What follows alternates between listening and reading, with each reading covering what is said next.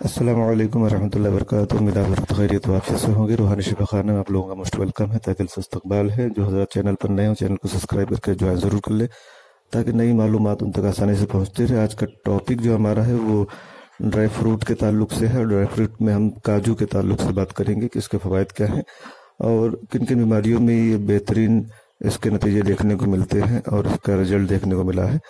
उस ताल्लुक से हम तफसील से बात करेंगे। वीडियो को शुरू से आखिर तक ज़रूर देखें। काजू एनर्जी से भरपूर प्रोटीन और फैट का एक बेहतरीन स्रोत होता है। ये तुरंत ऊर्जा प्रदान कर सकता है, इसलिए बढ़ती उम्र के बच्चों के लिए इसका इस्तेमाल बहुत ही फायदेमंद माना गया है। काजू को एनर्जी का पावर हाउस भी कहा जाता है। ये जितना जायकेदार है उससे कहीं ज़्यादा ये सेहत के लिए फायदेमंद माना जाता है। काजू को नट्स की श्रेणी में रखा गया है और नट्स शरीर को कई तरह से फायदा पहुंचाने का काम करते हैं। हृदय के स्वास्थ्य को बरकरार रखने के लिए भी नट्स यानी ड्राई फ्रूट महत्वपूर्ण माने जाते हैं। इनमें बायो एक्टिव माइक्रोन्यूट्रिएंट्स मौजूद होते हैं जो हृदय को स्वस्थ रखने का काम कर सकते हैं। कैंसर जैसी घातक बीमारी से भी बचाव में काजू मददगार है। दरअसल काजू के अर्क में एनाकार्डिक एसिड पाया जाता है। एनाकार्डिक एसिड कैंसर मेटास्टेसिस यानी शरीर में कैंसर फैलाने की जो प्रक्रिया होती है उसको रोकने में मदद करता है। लेकिन काजू का इस्तेमाल कैंसर की समस्या से छुटकारा दिलाना नहीं है। इसका इस्तेमाल सिर्फ कैंसर से बचने के लिए स्वस्थ डाइट की शक्ल में किया जा सकता है। इसके मरीज को डॉक्टरी इलाज की बेहद ज़रूरत होती है, तो काजू का इस्तेमाल बीमारियों से रोकथाम करने में मददगार है। साथ ही रक्तचाप को कंट्रोल करने में भी काजू की अहम भूमिका देखी जा सकती है। काजू से बना सप्लीमेंट सिस्टोलिक ब्लड प्रेशर को कम कर सकता है और उच्च रक्तचाप की प्रॉब्लम में काफ़ी सुधार हो सकता है। काजू खाने से पाचन तंत्र मजबूत होता है क्योंकि इसमें फाइबर की अच्छी मात्रा पाई जाती है। फाइबर पाचन तंत्र को ठीक रखकर कब्ज और अल्सर जैसी समस्याओं से छुटकारा दिलाने में मदद करता है। साथ ही इस बात का भी ख्याल होना चाहिए कि काजू का अधिक मात्रा में इस्तेमाल करना कब्ज और गैस की समस्या पैदा कर सकता है। खासकर जिनकी फिजिकल एक्टिविटी ना के बराबर होती है उन्हें काजू का इस्तेमाल कम ही करना चाहिए। काजू में मैग्नीशियम और कैल्शियम की अच्छी मात्रा होती है। कैल्शियम और मैग्नीशियम हड्डियों के विकास के साथ ही उन्हें मजबूती प्रदान करने में मदद करते हैं। काजू में मौजूद मैग्नीशियम ऑस्टियोपोरोसिस जैसी बीमारियों की रोकथाम में मदद कर सकता है। इस बीमारी के कारण हड्डियां कमज़ोर और नाजुक हो जाती हैं, तो हड्डियों की मजबूती की और विकास के लिए काजू का इस्तेमाल काफ़ी फ़ायदेमंद है। और काजू में मैग्नीशियम, जैसे कि मैंने कहा, अच्छी मात्रा में होती है। मैग्नीशियम दिमाग के रक्त प्रवाह में भी मददगार होता है और साथ ही मस्तिष्क की चोट को दूर करने में मैग्नीशियम का महत्वपूर्ण कार्य हो सकता है। इसके अलावा मैग्नीशियम में एंटी डिप्रेसेंट गुण होते हैं जो अवसाद को दूर करने में मदद कर सकते हैं। इस तरह काजू में मौजूद मैग्नीशियम दिमाग के स्वास्थ्य के लिए एक बेहतरीन जरिया है। इसका इस्तेमाल ज़रूर करना चाहिए। और वज़न को कंट्रोल करने में भी काजू का अहम रोल है। काजू में मैग्नीशियम की अच्छी मात्रा है जो कि फैट और कार्बोहाइड्रेट के मेटाबॉलिज्म को बढ़ाती है। इसके अलावा काजू में पाया जाने वाला फाइबर शरीर के वज़न को कंट्रोल करने में मददगार है। दरअसल फाइबर कैलोरी के इस्तेमाल को कम करता है। इसके अलावा काजू में कैलोरी की मात्रा के साथ ही फैट और प्रोटीन की मात्रा भी ज़्यादा होती है, इसलिए पेट को देर तक भरा रखने का काम कर सकता है। इस कारण ज़्यादा भोजन लेने की आदत में सुधार हो सकता है जिससे वज़न को कंट्रोल रखने में मदद मिलती है।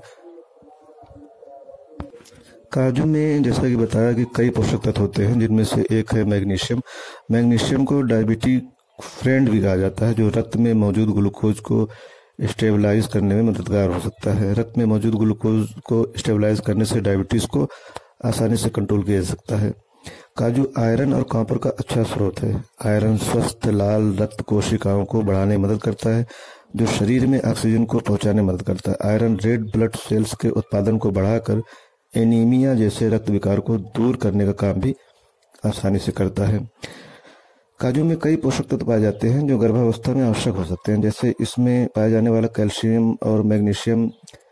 कैल्शियम गर्भवती महिला के स्वास्थ्य के साथ ही भ्रूण की हड्डियों के विकास के लिए बेहद ज़रूरी होता है।